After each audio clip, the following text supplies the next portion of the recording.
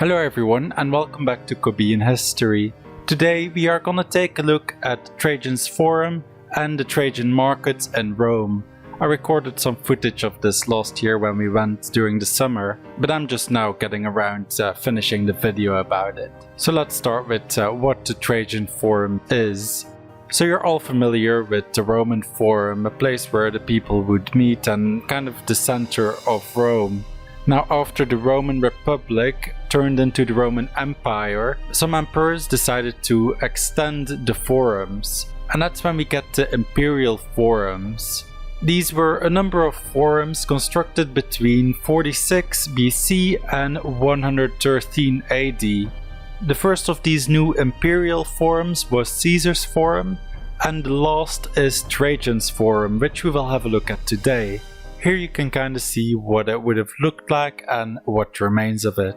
The architect overseeing this construction was Apollodorus of Damascus, and as you might have guessed, the emperor that ordered the construction of it was Emperor Trajan, and he funded the construction of this complex with the spoils of war that he got from his conquest of Dacia. It was built in the valley between the Capitoline Hill and the Quirinal Hill. The forum was inaugurated in 112, while Trajan's Column, which you can see over there, was erected and then inaugurated the year after in 113. The main part of the forum was a large open space, and flanking it on either side were these half-round structures. Only this one survives to this day, the other one has been destroyed. And the one that survives are the Trajan markets, which we will have a look at later. On another side of the forum stood the Basilica Ulpia, which is the building you can see depicted here, and that's what remains of it, some pillars. And over here you see also some of the flooring that was inside of the basilica. Also, it's named Basilica, but it's not the same as the Christian basilicas we know today, because this one did not have a religious function. It was dedicated to the administration of justice, commerce, and also built to show the presence and the power of the emperor. Later, however, Emperor Constantine, which was Christian, would base the construction of basilicas on this building right here. And that's how basilicas came to be associated with Christian churches. The Basilica Ulpia composed of a great central nave with some more side aisles on either side of it, separated by rows of columns. The columns and the walls were made of precious marble, while the roof was covered in gilded bronze tiles.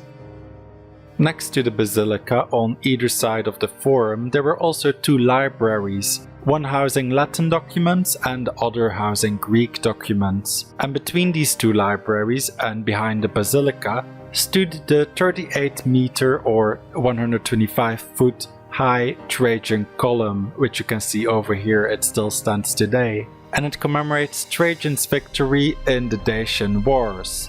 The lower half of the column illustrates the first, which took place between the years 101 and 102, and the top half illustrated the second war between 105 and 106. The interior of the column is hollow, and you can enter it by a small doorway at one side of the base. Then a spiral staircase can take you up 185 steps to give you access to the platform above. Built in the column as well, there are 43 window slits illuminating the inner spiral staircase. Ancient coins that were found indicate that initially plans were to put a statue of a bird, probably an eagle, on top of the column, but after it was constructed, a statue of Trajan was put there instead. The statue of Trajan disappeared in the Middle Ages, but on December the 4th, 1587, the top was crowned with a new statue. This new one was not of Trajan, but it was a bronze figure of Saint Peter, and the statue remains there to this day, as you can see. In the mid-9th century, the marble cobble blocks of the plaza were gradually taken away for reuse because of the good quality of marble. But after they were taken, it was replaced with concrete slabs, showing that the plaza was still in use as a public space in that time.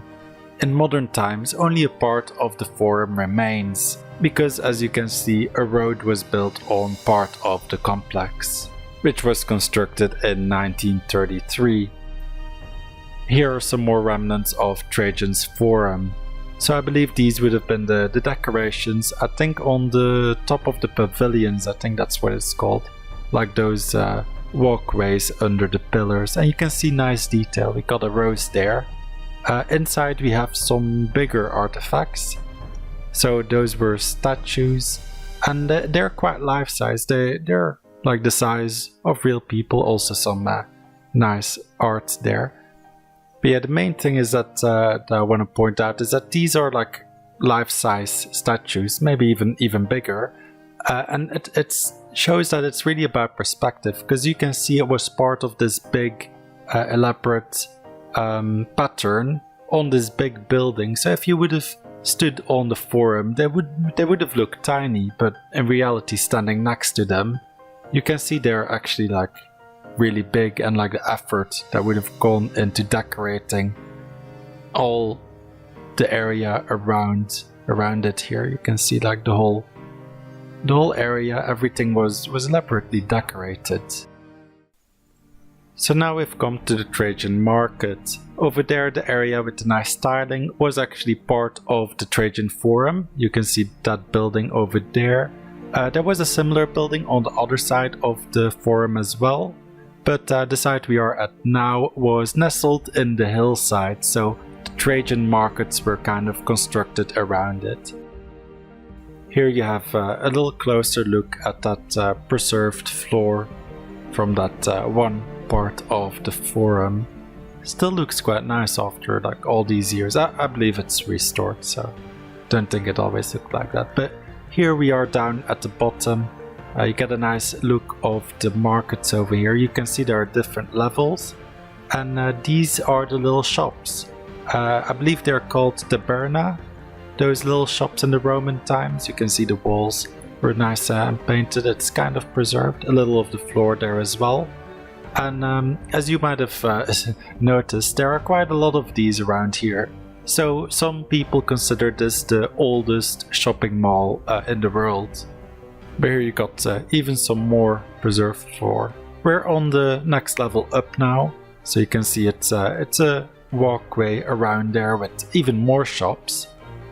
These shops as well, they tended to have an upper loft, a little attic, made out of wood, so it's not there anymore. But that's where they would have stored their items and their stock. At the moment we're at the very top now. This is kind of a gate, I believe, and there's a Roman road leading down the back of it as well, which you will go down. You can see those basalt, I believe it is cobbles, iconic for the Roman roads. So yeah, this is behind the main bit where we were before. You can see there are quite some more shops nearby. Over here, these are some lead pipes, I believe, that were also found during the excavation. So they would have transported water, if I remember correctly. You can see some more stalls there. They're all throughout a big shopping center.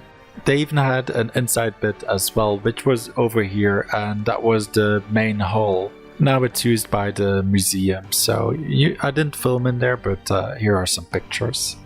In the Middle Ages, there were some more levels added on top. You can see them over there in like the different colored brick. You can kind of see the transition. So these weren't there during the Roman times. In the Middle Ages, this building was first used as a convent, and then afterwards they were used as barracks. So yeah, so here is a better perspective of it. You can see this area was built in the Middle Ages. You can see the different coloring bricks, and then you also have that big tower sticking out at the back, which was also a medieval construction.